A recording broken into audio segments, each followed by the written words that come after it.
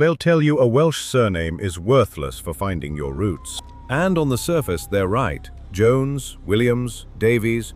Half the country carries these names. They don't point to a village. They don't point to a family. They don't point anywhere.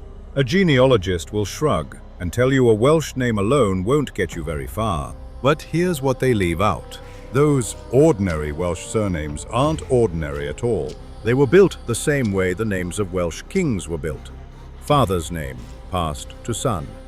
Up this, up that. And when Wales was forced to freeze those chains into fixed surnames in the 1500s, something strange happened. The names of princes, the names of lawgivers, the names of a dynasty that would one day sit on the throne of England, they got flattened into the same list as everyone else. So they hide in plain sight. These are 10 Welsh surnames, ranked from the most common you'll ever meet down to the single rarest one. And that last name carries a secret that a DNA project in Wales is still chasing today. Every one of these threads runs back to one 9th century king.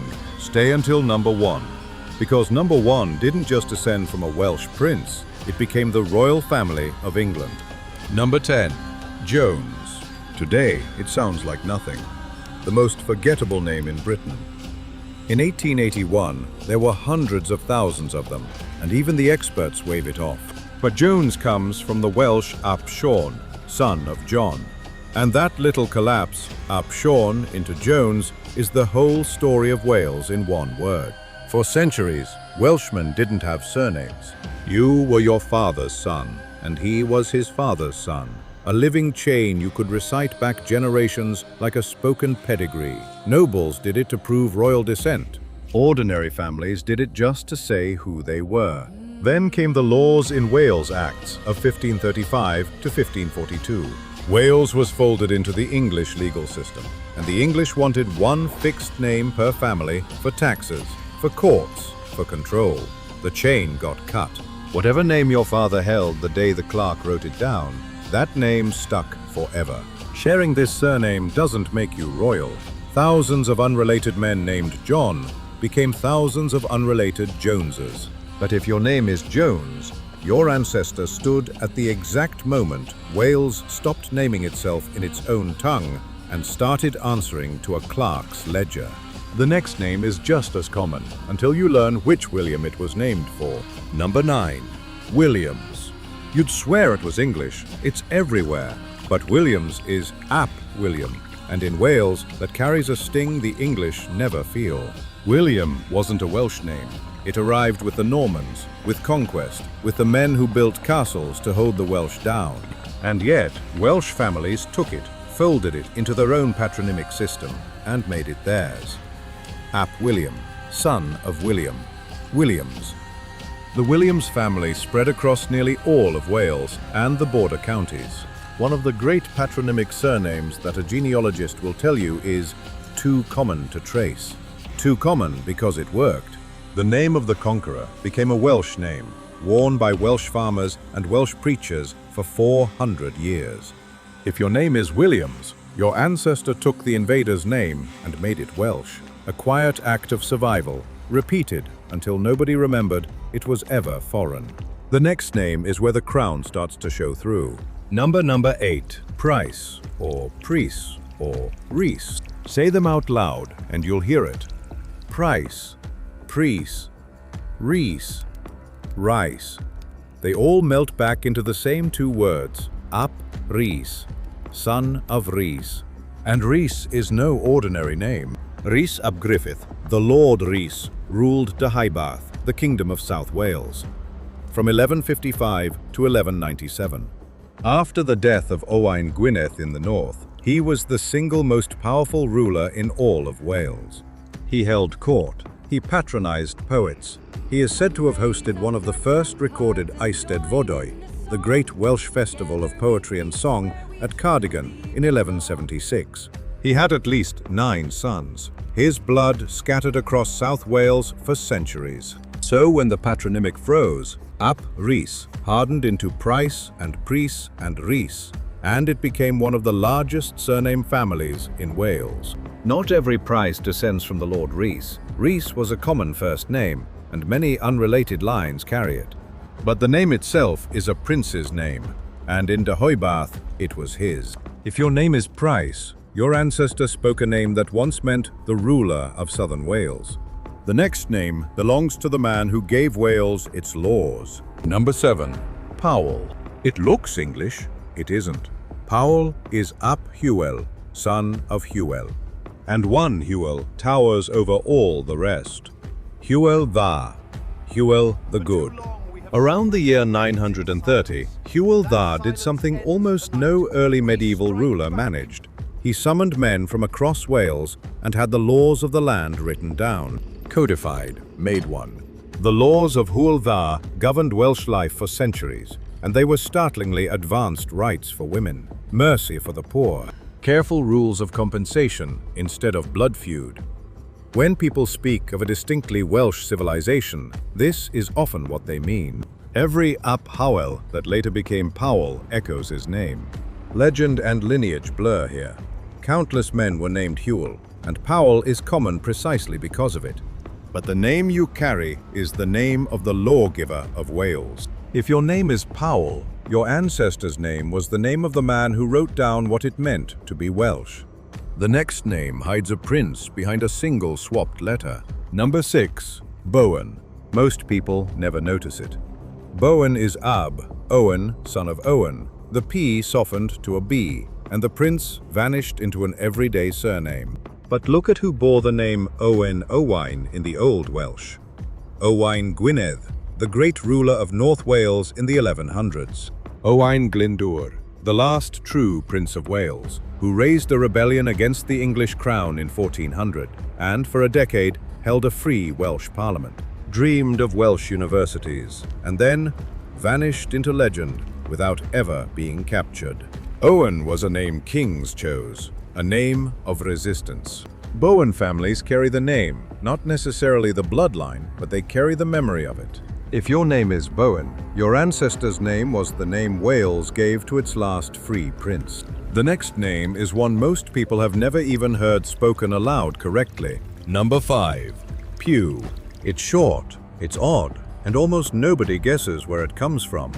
Pew is Ap Hugh, son of Hugh, worn down over generations until only a single strange syllable was left. Pew is proof of how violent the collapse really was. Ap Hugh, 2 clear words, ground down to pew, 1 breath. All the history buried inside it. It concentrated in mid and North Wales, in the old heartlands where the Welsh language held on longest and the patronymic chains ran deepest before the clerks arrived. If your name is Pew, your ancestor's name is a fossil, a whole Welsh phrase, son of Hugh, crushed into a single sound that outlived the language it came from. The next name means, quite literally, great lord. Number 4. Meredith. This one doesn't hide at all, once you know. Meredith is the Welsh Maredudd, and Maredudd is one of the oldest princely names in Wales. Its meaning is usually given as something close to great lord or great and splendid. Royal princes bore this name in Powys and in Deheubarth before the Normans ever came. And it runs straight through the last great flowering of Welsh royalty. A Maredudd sits among the descendants of Owain Glyndŵr himself. When patronymics froze, Ap Maredudd and plain Maredudd became Meredith, Meredydd, Bedford, and a scatter of other forms, but the core stayed intact. Not a trade, not a nickname, a prince's title. If your name is Meredith, your ancestor carried a word that Welsh kings chose for their sons because it meant lord. The next name looks like it belongs here, and it's the one twist that doesn't. Number 3. Lloyd. Here's the honest one. After 6 names of princes, you'd expect Lloyd to be another. It isn't. Lloyd comes from the Welsh llwyd, meaning grey or holy or hoary with age. It's not a patronymic at all. It's a characteristic name, a nickname. The grey-haired one, the grey-cloaked one. There was never a King Lloyd. I'm telling you this on purpose, because the channels that fake this stuff will swear every Welsh name is secretly royal. It isn't true, and you deserve the real version. Lloyd is one of the great Welsh surnames, but it's the name of a man's hair, not a man's crown. And that's its own kind of history. In a land of Llewellyns and Owains, ordinary Welsh people were named for what they looked like. The grey one, the white one, the small one. If your name is Lloyd, your ancestor wasn't a prince. He was remembered, plainly and truly, for the grey in his hair. Sometimes the honest name is the better one.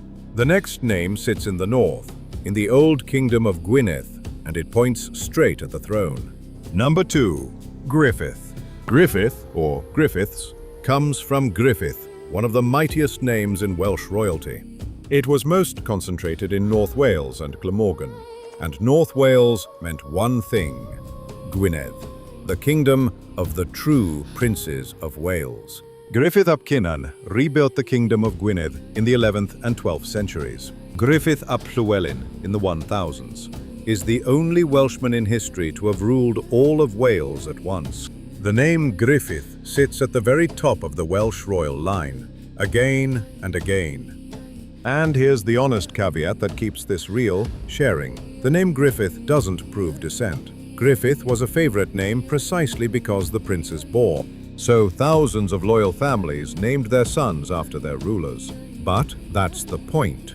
Griffith is common in the north because Gwyned's kings made it a name worth carrying. If your name is Griffith, your ancestor lived in the shadow of the last independent kingdom in Wales and named his son for its kings. And now, number 1. The name that didn't just descend from a Welsh prince, the name that took the throne of England. Number 1. Tudor. You know the dynasty. Henry VII, Henry VIII, Elizabeth I, the most famous royal house in English history. Almost nobody remembers it was Welsh. And it was a patronymic, the same kind of ordinary Welsh surname as every other name on this list. Tudor comes from Tewdwr, an old Welsh royal name, and the family traces back to Ednifed Fichan, who died in 1246, the seneschal, the right hand of the princes of Gwynedd. His descendants became one of the most powerful families in 13th and 14th century Wales, the great ministerial house of Penmynydd on the Isle of Anglesey. From that house came Owain Tudor in Welsh. Owain ap Maredydd ap Tudor. Look at that name. It's a patronymic chain, exactly like Jones or Price, son of Maredydd, son of Tudor, a minor Welsh gentleman, and he married Catherine of Valois, the widowed queen of Henry V of England. Their grandson was Henry Tudor.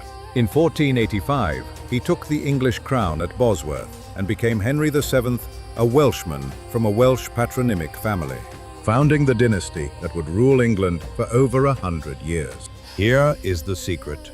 A DNA project in Wales, Cymru, DNA Wales, has been working to trace the Y chromosome signature of the Tudor line to find living men named Tudor, test them, and match them back to the ancient family. The male line of a dynasty leaves a genetic fingerprint that passes father to son, unbroken, exactly the way the surname itself was meant to pass. The work is ongoing, I'll be honest about that, but the ambition is extraordinary to confirm. In the blood of ordinary living Welshmen, a line that runs from a servant of Gwyned's princes to the throne of England. If your name is Tudor, your name isn't a family story. It's the one Welsh patronymic that stopped being ordinary and started wearing a crown. 10 Welsh surnames. Names a genealogist would tell you are too common to mean anything. And every single thread runs back to one man, Rhodri Mawr, Rhodri the Great, King of Gwynedd in the 9th century, the ruler who first pulled the Welsh kingdoms together. Deheubarth, Powys, Gwynedd Rhys, Powell, Griffith, Tudor. The princes who gave these names all trace back to his line. Your name isn't worthless. It isn't decoration. It's a record of a country that named itself in chains of fathers and sons, until the day it was forced to stop. And the names of kings froze solid in the same list as everyone else. Drop your surname in the comments and tell me, did you know what it once meant?